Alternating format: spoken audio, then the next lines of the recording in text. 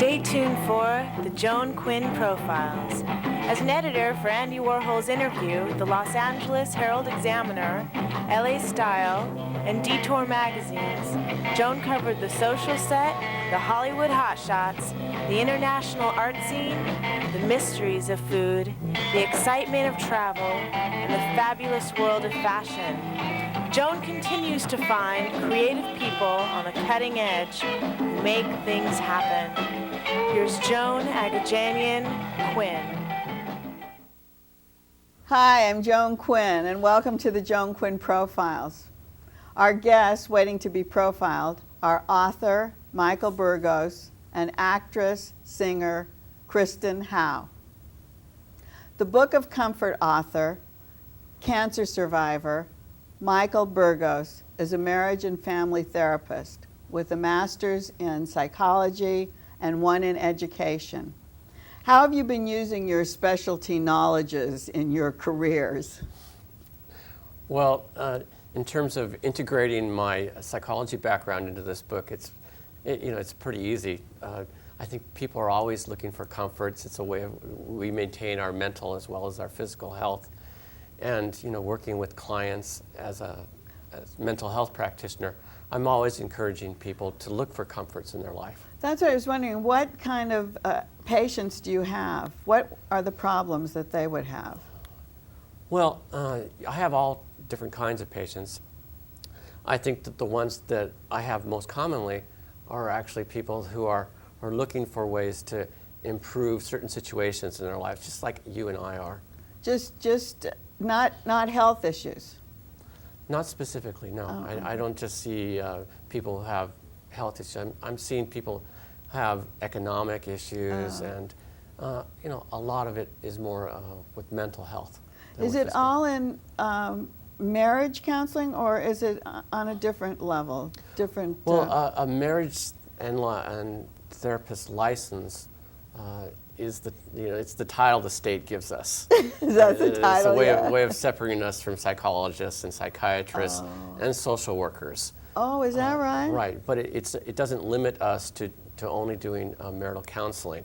Actually, most marriage and family therapists see individuals, but in the context of a relationship. Oh, that's what I thought. Yeah, that's whether what it be a relationship with a daughter, a son, a father, an uncle. That's the parameter of the license the state of California gives us. And do they both come in? Or all of the people in the relationship come in to you together, or do they come in separately? Well, ideally, you would get a whole family. But more commonly, we do work with individuals, and then we'll talk about how their own problems are affecting their relationships, and you work with the individual to empower their relationships with other people. What's the biggest issue that comes to you, family-wise? Oh, family-wise?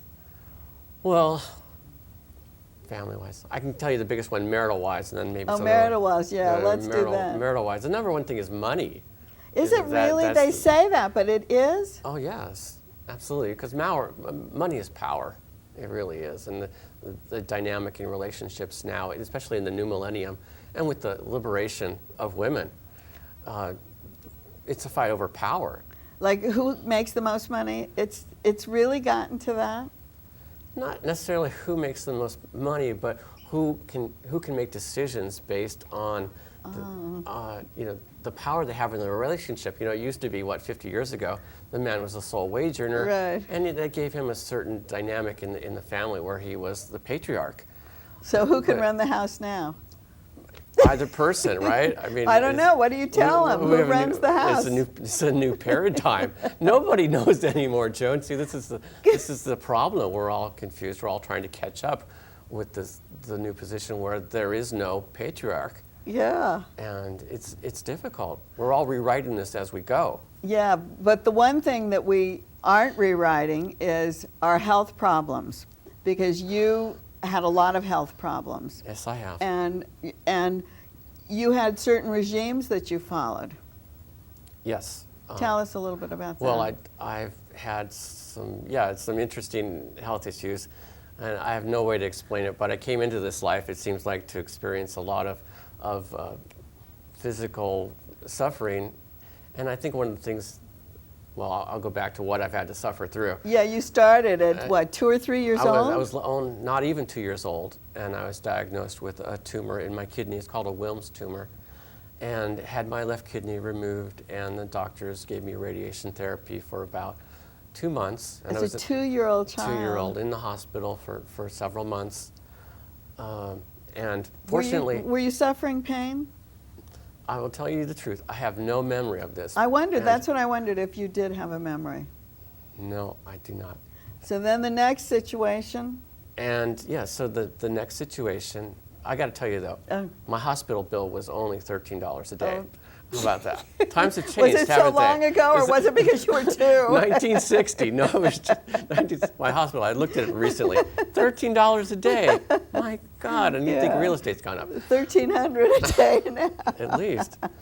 So, yes, when I was 28, I had a lump in my throat, and I went in, they biopsied and said I had a lymphoma.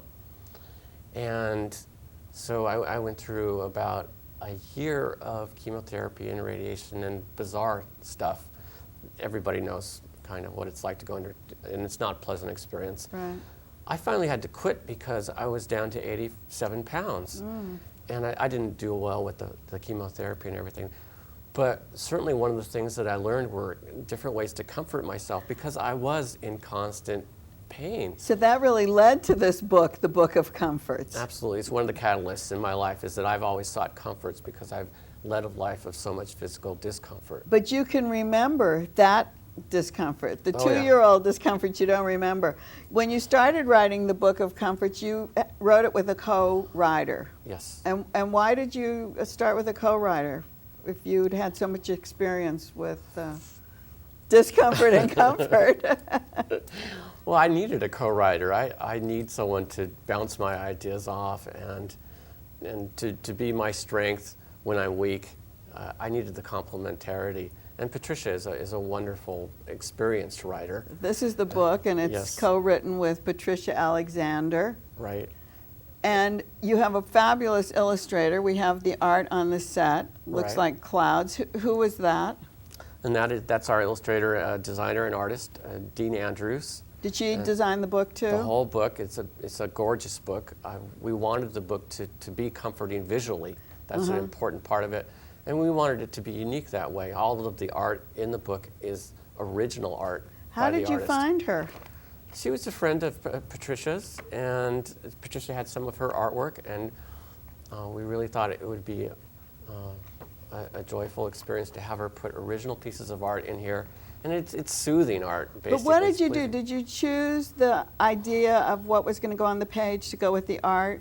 Like on this page, it would be, I don't know what's on this page that I'm holding up right now. That's, we left it up to Dean to do that. She's our artist designer. Oh, she designed it? Yes, we wrote it, and we'd send it to her. And it's all electronic now. It's so interesting. You look at this stuff, and you think that it's all done by hand, but it's all done over a computer. It's amazing.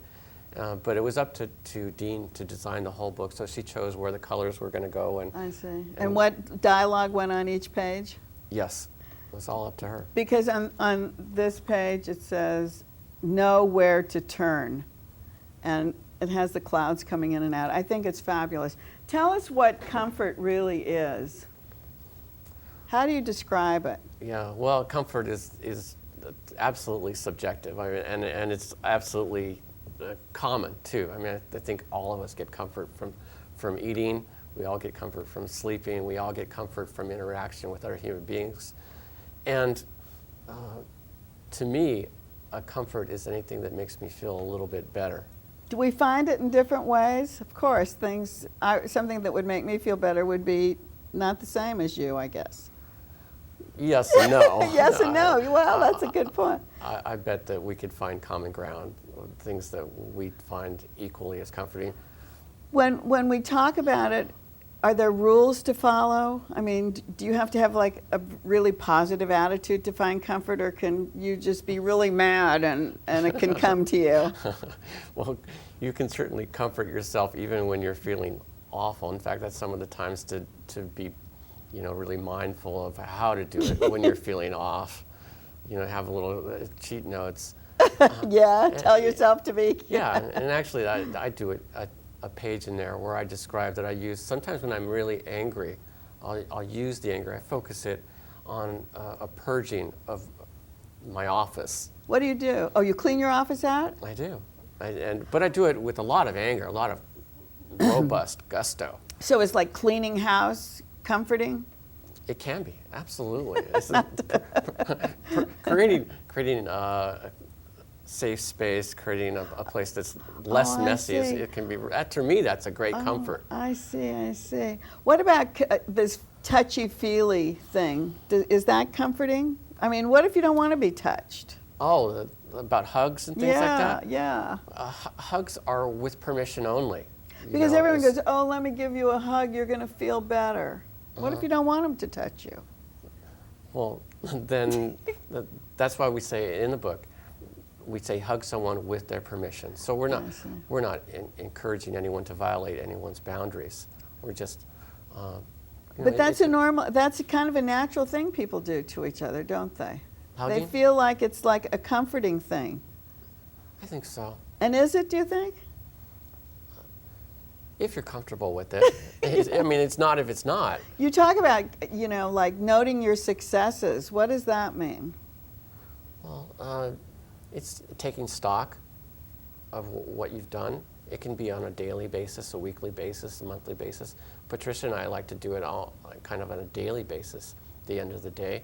And we'll say appreciations to each other. Oh, appreciations is taking stock of your successes? Absolutely. When we go home later tonight, I'm going to say what a great job she did. Oh. Earlier That's today. good. People forget to say the positive things, don't they? Right. And I'll appreciate her also for all the things that she does for me. Well, I appreciate that you came today. Thank you, Michael. Well, thank you, Joan. And thank you for writing the Book of Comforts. It really is interesting to go through because you can pinpoint each page and take something from it that will help you. Right. I hope so. Thank you. And don't go away. We'll be right back with actress, singer, performer Kristin Howe.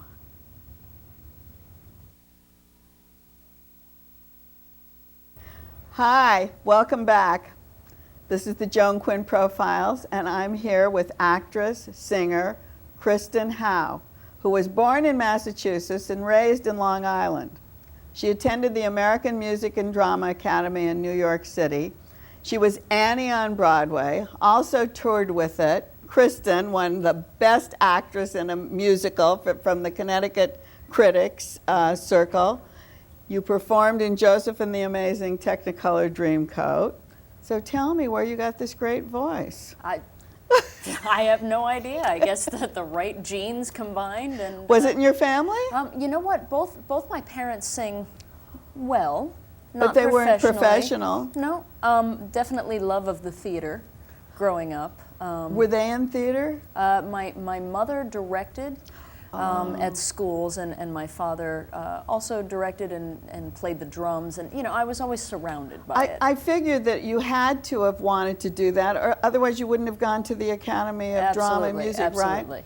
Yeah, from the day I was very little, I wanted to do this, and kept thinking to myself, I remember 4 years ago looking at a friend of mine and saying, I just need someone to write a show for me. Oh, is that right? Out of nowhere. I just said, what I need is that. And about a year after that, Drew Taylor, who wrote One Way Ticket to Hell, called me out of the blue and said, darling, I wrote a show for you. He actually wrote this show? I had no idea. We did Annie together, and just to clarify, by the way, I was not actually Annie, but I was in Annie. You were in Annie, yes. But you were on Broadway. I was on Broadway and toured and the then country you toured. as well. You toured a lot, though. You toured with many. Evita. Yeah, lots of touring. What did you play in those places? What kind of roles, say, in Evita? In Evita, I was one of the dancers. And so you are a great dancer. You're a dancer. I do dance as well. I see. You have to learn how to do all of the different things. And what about chess? Because you were in that. Chess, I was one of the arbiter's assistants, so I singing and dancing, and you have to do it all. What do you call it? Arbiter assistant? Yeah, the arbiter assistant. And then on the town? On the town, I came in as a quick replacement. Charlotte D'Amboise had hurt her knee, so her understudy went in, and I filled in for her. So Oh, it was just a because fun little Charlotte character was in in that. Chicago, right? Yeah, Charlotte's she's- also, yep. Yeah. So. Do you know these people? Yes. Or did you know them at the Absolute- time? Not at the time, but now I do, and it's. So would they call you now because they know you? They might. Charlotte and I, we'll see each other at different parties, and Yeah. it's always great to see each other. I think the other thing that was pretty interesting is that you performed for President Clinton and I did. Hillary and Chelsea. Where was that? That was Where in that was in Washington D.C. on Mother's Day, and it was thrilling. They were amazing audience members, actually. What was it for? What were you performing? I was doing Joseph in the Amazing Technicolor you Dreamcoat, were. and I was the narrator, and so that meant I got to sing about 2 hours for them. And Were you the narrators I on was. stage all the yes, time? the whole time. There- Not as much as with this show. The narrator's a very difficult show. The one you saw, One Way Ticket to Hell, is a very, very taxing show for me. Well, you're on stage I'm on all day stage, long. yeah. I mean, all day long. all day long. That's what it feels like. Matinees and evening, Yeah, actually, yeah, don't you, absolutely. sometimes? So One Way Ticket to Hell is at the Strasbourg. It is. It's in the Marilyn Monroe Theater. I know, which is pretty cool. It's very cool. When you walk in, there's a picture of Marilyn Yeah, Monroe. It's a great space. It's a great space for the show because I think, and you've seen it, so you can tell me. From my standpoint, the show does rely a lot on our connection to the audience and the close proximity. Well, that's the thing. There's an orchestra, there's a band, yep, not an it's orchestra. a four-piece band. But we don't see them. I know they're behind the screen with all the. And how are you getting directed with that? Because they are behind the screen. We're not getting. Typically, in a show, you'll have where you can see the conductor. We can't, so we have just impeccably timed things out. That's I'm just gonna how it hold- goes. Show the pictures. Show this picture. the pictures. Because I'm going to show these pictures so you can talk about it. Okay. What you're saying in those two. I believe, well, in that one, that's right at the top of the show, and that is me with Lieutenant Jason, and that is where the show starts is right before I head off somewhere, which I'm not going to reveal now, just for, make it a cliffhanger. And so that's right before we flash back to tell the whole story. I see. And this then one? that's where I am singing a song called Maybe We Should Get Married with Johnny, who is my boyfriend at the time, and he's really the beginning of my way out, which Way is out of your way out of perfect my love? life that's not so. Well, you thought it was nice. Yeah. I mean, they wanted you to have a nice life, They wanted but me you to have a turned nice bad. life. But I did turn bad. It is Good Girl Gone Bad. It is one-way ticket to hell. It is not round-trip ticket. It's we're going there, and it's fun, and You're wearing these like 4-inch stilettos. Every time you went up and down this ladder, I was going, oh my gosh, what's she doing with her heel? I kept watching the heel. And you never put the heel on the rung. No. I've gotten very good at it's a great set, from a New York set designer, but there are lots of ladders, and I'm sort of running around them quite a bit. I'm going to hold the two on the bottom up too, so you can talk about those. This one right here is Ride Like the Wind. That's when I first depart and have my first taste of being with the motorcycle gang. And then the other picture there, that's my mother, and that's my quote-unquote boyfriend, Johnny, at the point. He's just a friend of mine who I marry and then sort of use to get out of the house, and then I leave him. But I am just about to sing a song called Out of Here, where I just leave everybody behind and really head on my journey. How do you take care of your voice? Because you're singing I'm the whole singing time, aren't you? Pretty nonstop. What is it, like 2 hours? It's 2 hours, and I leave stage 5 times. For changes. For You changes. I a change my lot. clothes as much and as I sing. your clothes, your costumes, who did the costumes? They're so... Sean LeBlanc, and he's wonderful. They're so cute. You He's- look so great. Yeah, thank you. He was wonderful, and really, they built some of the pieces for me, the wedding dress and things like kind that. of 50s look. So he was very, very attentive to the style of the period, and it is.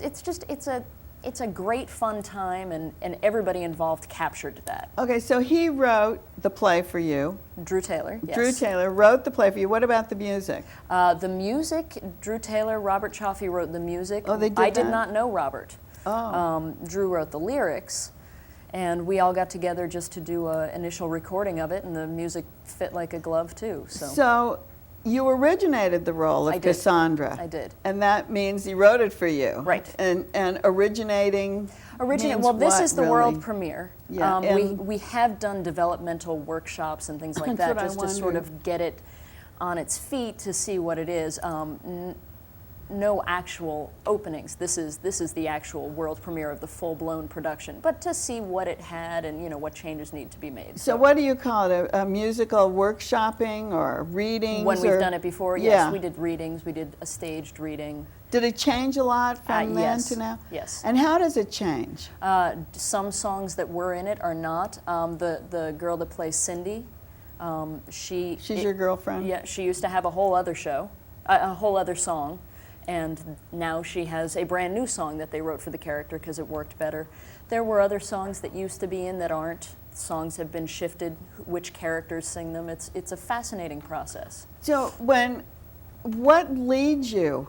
Since the director isn't there and the band is behind you, I was sitting by the technical board, Okay. the tech guy, and he was just like working the It's whole all time. musical theater is a fascinating. It's all on cues. It's all he knows to do something because the stage manager tells him to. Because I just said that line, and that's when the music guy knows to bring the band in because I just said that line. So basically, So I is there should never someone- not say that line. Is someone bringing the band in then? Is that it? No, the music director who is also playing piano, Brian. He's he quite does it. wonderful. So I he'll see. bring the band in I see. at the correct time, and yeah, it's. But because this guy was I don't know what his name was, but he was working so hard. So have you worked with other people in the cast? I have worked with Erin and I have worked with Ron, who plays Lieutenant Jason. So Erin is Erin the Stoddard, she plays Cindy, and everybody else other than myself and Ron Numi, who plays Lieutenant Jason, they play multiple roles. Where did you work with them?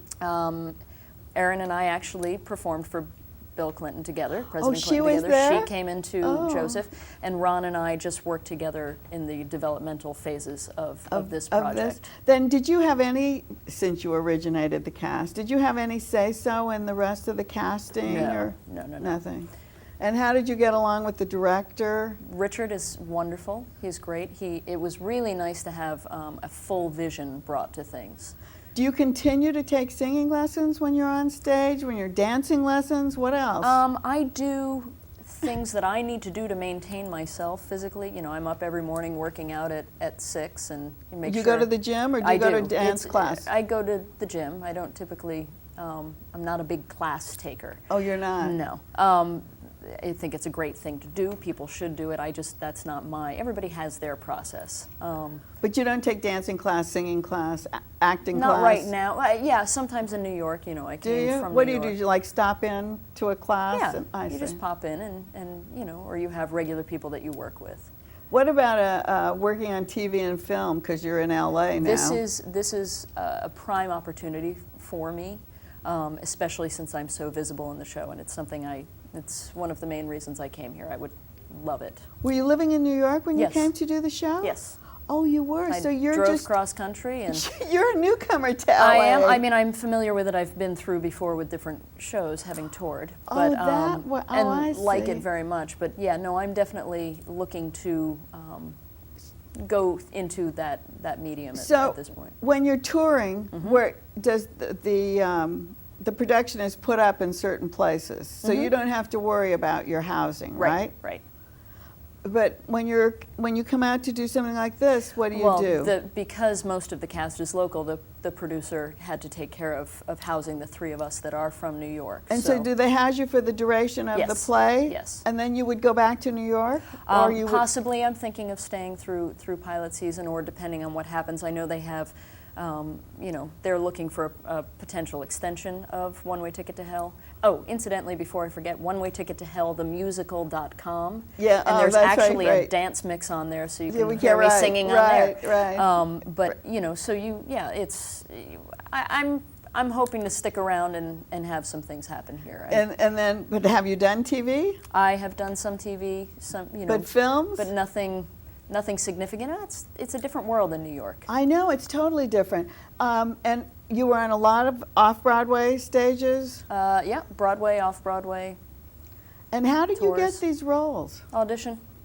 audition, casting people know you. You know, it's the same world. You get known, and then people start to call you and know you and recommend you, and you know. And that's That's what it is. That's what it is. Do you have a dream role? This one, and I'm not kidding. Really? I'm not kidding. Well, this doesn't. Do you think this is Broadway stuff, or this is off-Broadway You stuff? know what? With the or? recent success of Urinetown, Yes, I remember I could that. see this doing well. I mean, typically I would see it being an off-Broadway type thing. It has potential for being a cult-like. That's what I was thinking, where it would go on forever and ever. But this role is pretty fantastic for me. I mean, I couldn't have. It's amazing. Well, then I spotted you right away, didn't I? It's a gift, and it's a joy to be able to do every night. You, in addition to being on the stage, I mean, you're on the stage, but you're on the stage with a group, K2 Band. K2 the band. The band. If I could ever, my other guitar player, he is a dancer, and he's been on the road with Chicago for the last however many years. So, so you know, coordinating our schedules. But yeah, it's a fun acoustic rock stuff. Do you sing? Yeah, absolutely. Do you write for the band? I do write. We both combine, and so yeah, that's a lot of fun too. That's a lot of fun. So where have you played? Primarily New York at the Triad, at Don't Tell Mamas, places like that. Yeah. So, yeah. So yeah, it's a lot of fun. Well, Kristin Howe, thanks for coming to LA. Absolutely, absolutely. I'm thrilled to be here and happy to stay if things go the way I'm hoping they will. I hope so. Do you have a dream role before we leave? Other than this one, I would say eventually probably Ava in Evita. That's my favorite. It's a wonderful role. Yeah, it's I bet a wonderful role. Wonderful. Okay, thank you. Absolutely, thank you. And thanks for watching the Joan Quinn Profiles. Keep writing to 777 South Figueroa, 44th floor, Los Angeles 90017. See you next time.